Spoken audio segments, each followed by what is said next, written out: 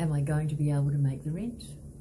I admit it was one of the first things that I thought when I got a text from Uma on the 13th of August, the day before the deadline, that the place that I had told upstairs management this or better the first day I arrived in LA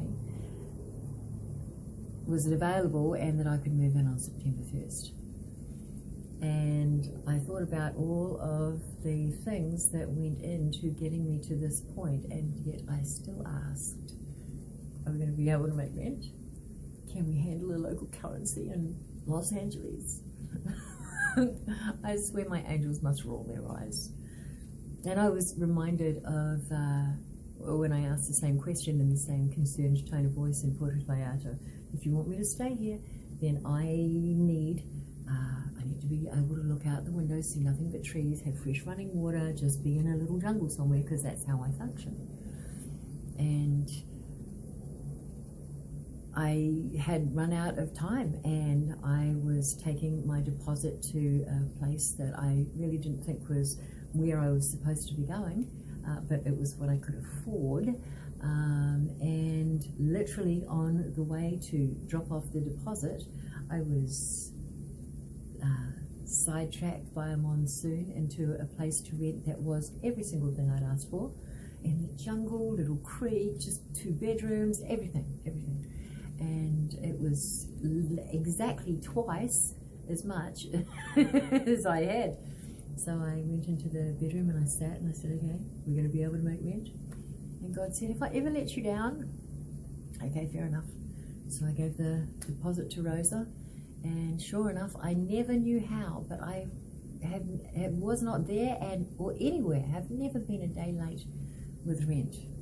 And most of the time, I have no idea how I will, or how the money will appear. But I now have enough experience to know that how is not my business. Phew.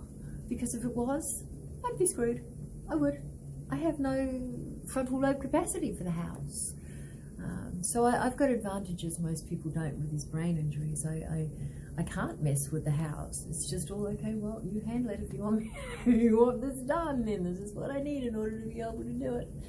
And then I release it because I ran through the house.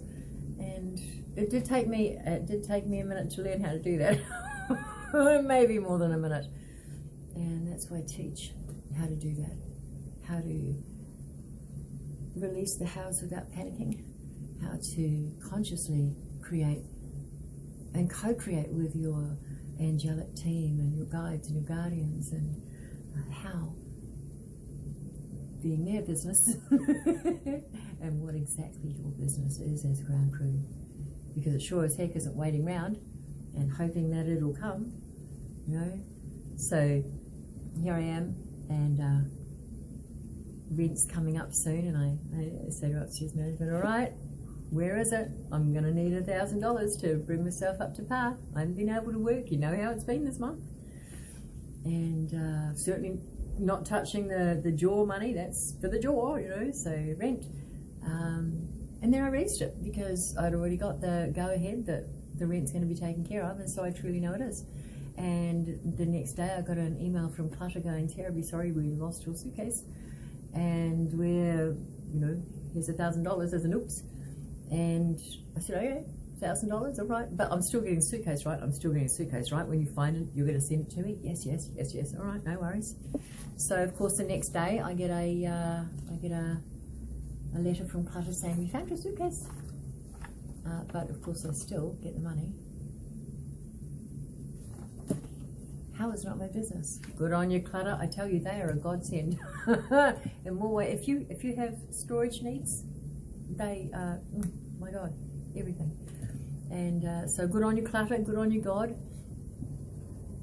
If you want to be able to co-create conscious miracles in your life and really, truly not have to worry about things like how am I going to make this happen, then let's talk. Let's talk. Maybe I could do a webinar on it. Is there interest in this? Because the peace of mind that you get from having unassailable communication with your guides, feel, well, yeah, I couldn't manage without it. So I like to teach it. So yeah, let me know. It's a great way to experience joy.com. Slipped it in there.